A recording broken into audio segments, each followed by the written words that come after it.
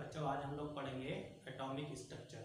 Atomic structure पढ़ने से पहले मैं आपको एक बात बताना चाहूँगा कि हमारी जो इलेक्ट्रॉनिक्स क्षेत्र है या इलेक्ट्रिसिटी क्षेत्र है, फील्ड है, इन दोनों ही डिपेंड करती हैं हमारी एटॉमिक स्ट्रक्चर पे।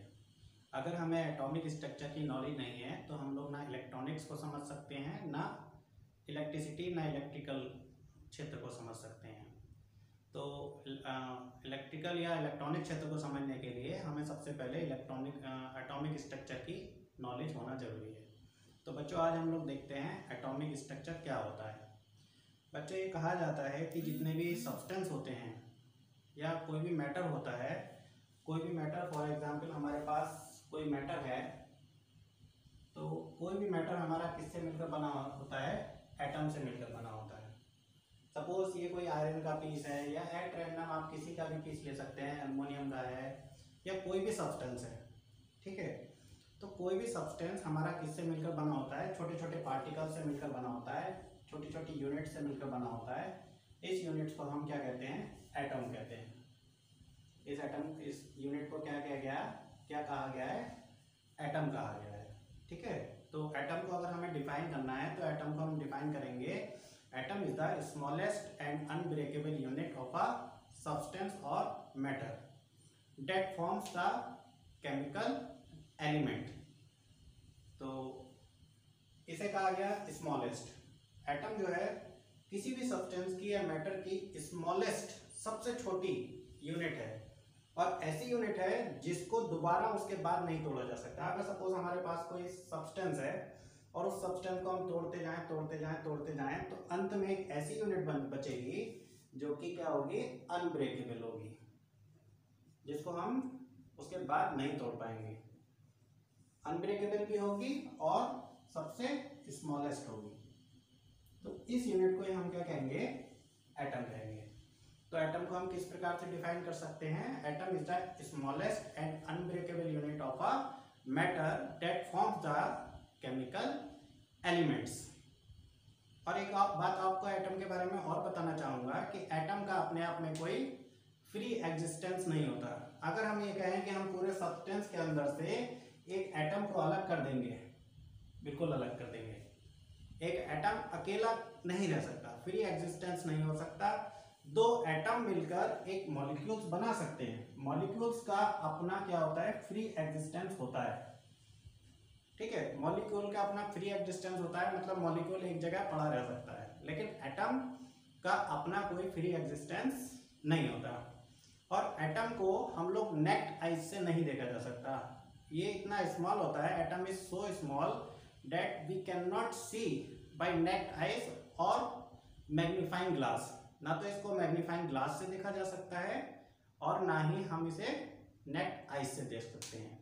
इसका जो साइज होता है, इसकी जो रेडियस होती है एटम की, वो अप्रोक्सीमेट होती है 0.3 आर्मस्ट्रॉन्ग टू 3 आर्मस्ट्रॉन्ग। आर्मस्ट्रॉन्ग क्या होता है? एक आर्मस्ट्रॉन्ग बराबर होता है 10 की पावर -10 के, 10 मीटर के।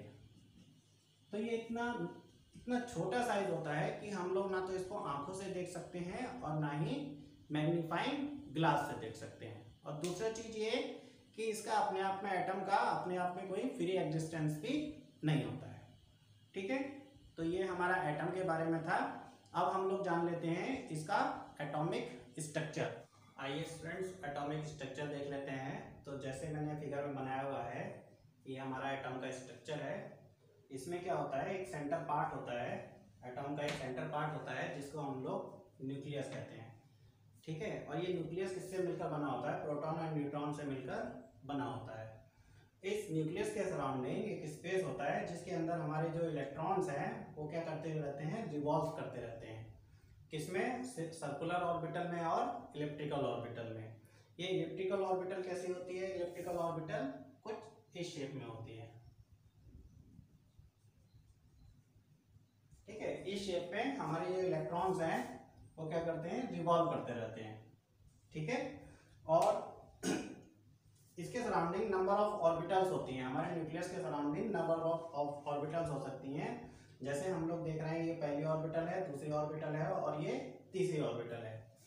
तो हमारी जो पहली ऑर्बिटल होती है उसमें मैक्सिमम 2 इलेक्ट्रॉन्स हो सकते हैं। ये कैसे पता करते हैं कि कितने इलेक्ट्रॉन कौन सी ऑर्बिटल में होंगे? उसके लिए एक फॉर्मूला है 2n², वेयर n क्या है? n is a orbital, number of orbital. जैसे हमारी ये पहली ऑर्बिटल है तो यहाँ पर n बराबर क्या लेंगे? 1 लेंगे। तो n बराबर 1 के लिए देखेंगे n बराबर 1 में कितने इलेक्ट्रॉन्स हो सकते हैं? Number of electrons, number of electrons. तो यहाँ पर n की जगह 1 रखा तो 1 का स्क्वायर, टोटल इलेक्ट्रॉन कितने आ गए पहली ऑर्बिटल में? 2।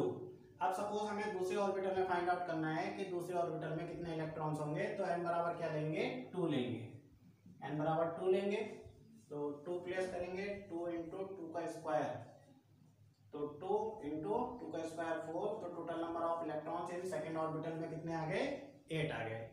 सिमिलरली हम n बराबर 3 के लिए फाइंड आउट कर सकते हैं। फॉर्मूला क्या होगा? 2n², 2 इंटू 3 का स्क्वायर बराबर कितना आ गया? 2 इंटू 9। तो हमारी जो थर्ड ऑर्बिटल है उसमें मैक्सिमम कितने इलेक्ट्रॉन्स हो सकते हैं? 18 इलेक्ट्रॉन्स हो सकते हैं। ठीक है। अच्छा किसी भी सब्सटेंस के एटम के अंदर जो नंबर ऑफ इलेक्ट्रॉन्स होते हैं वो डिपेंड करते हैं एटॉमिक नंबर पे, उस सब्सटेंस के एटॉमिक नंबर पे। जैसे सपोज हमारा एक कोई हाइड्रोजन का एटम है सपोज ये, तो हमें पता करना है इसके अंदर कितने इलेक्ट्रॉन्स होंगे। तो हमारे जो नंबर ऑफ इलेक्ट्रॉन्स होते हैं किसी भी सब्सटेंस के अंदर, नंबर ऑफ इलेक्ट्रॉन्स वो बराबर किसके होते हैं? एटॉमिक नंबर के बराबर होते हैं।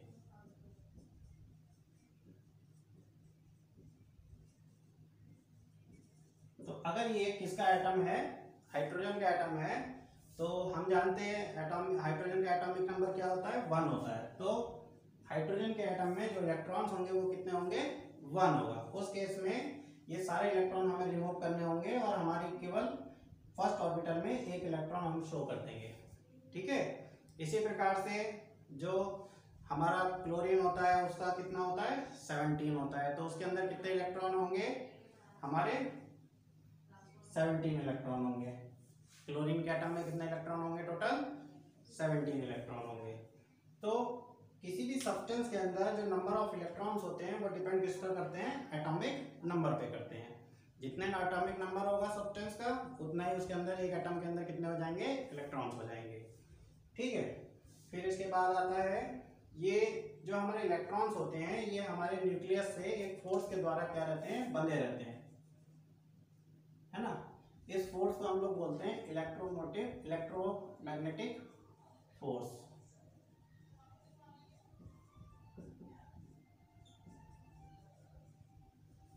ठीक है। ये इलेक्ट्रोमैग्नेटिक फोर्स सभी इलेक्ट्रॉन पर काम करता है। ठीक है। और यही जो इलेक्ट्रोमैग्नेटिक फोर्स होता है यही हमारे सारे इलेक्ट्रॉन को एटम से बांधे रखता है या न्यूक्लियस से बांधे रखता है।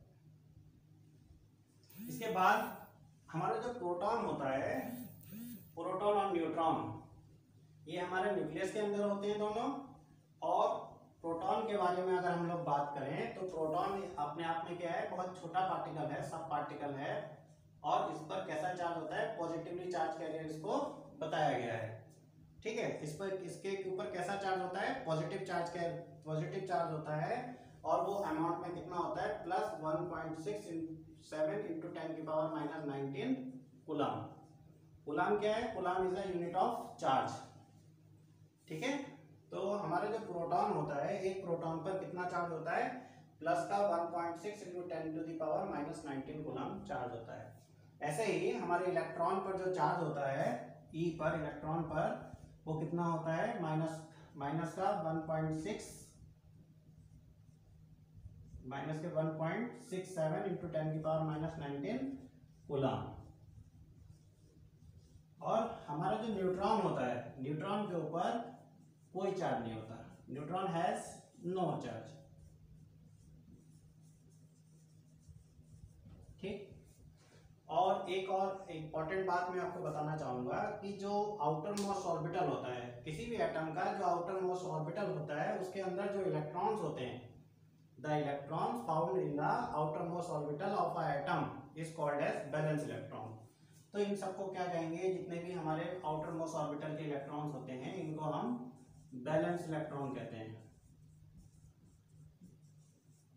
बैलेंस इलेक्ट्रॉन्स, ये जो बैलेंस इलेक्ट्रॉन्स होते हैं यही अपना मेन रोल प्ले करते हैं किसी भी सब्सटेंस के अंदर करंट फ्लो कराने के लिए। इन बैलेंस इलेक्ट्रॉन्स को इस एटम के साथ डिसअटैच किया जा सकता है by applying some external voltage, external force और एक्सटर्नल वोल्टेज। जैसे हमने वोल्टेज लगाया तो these electrons will be free to move in the crystal. ठीक है, तो अगर आपसे पूछा जाता है कि किसी भी सब्सटेंस के अंदर करंट क्यों फ्लो करती है, करंट फ्लो करती है, it is due to the movement of valence electron. ये हमारे बैलेंस इलेक्ट्रॉन्स हमारे एटम से फ्री हो जाते हैं और क्रिस्टल के अंदर क्या करने लगते हैं, मूवमेंट करने लगते हैं। ठीक है,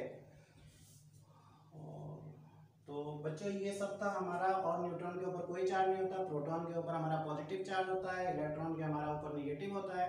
तो पूरी जो इलेक्ट्रॉनिक्स है या इलेक्ट्रिकल ब्रांच है वो किसके सराउंडिंग घूमती है, वो इलेक्ट्रॉन के सराउंडिंग घूमती है। ठीक है, ये जो इलेक्ट्रॉन है यही मेन जो है, यहीं से ऑरिजिनेट हुई है हमारी इलेक्ट्रॉनिक्स और इलेक्ट्रिकल क्षेत्र। तो हमेशा हमें सब कुछ भूल जाना है लेकिन इलेक्ट्रॉन को नहीं भूलना है। तो इलेक्ट्रॉन का सारा कंसेप्ट आप याद रखेंगे कि इलेक्ट्रॉन कैसा है, कैसे प्लस प्लस इतना चार्ज होता है, माइनस इतना चार्ज होता है। एटॉमिक स्ट्रक्चर आपको पूरा मालूम होना चाहिए। अगर आप इलेक्ट्रॉनिक्स में इंटरेस्टेड हैं तो आपको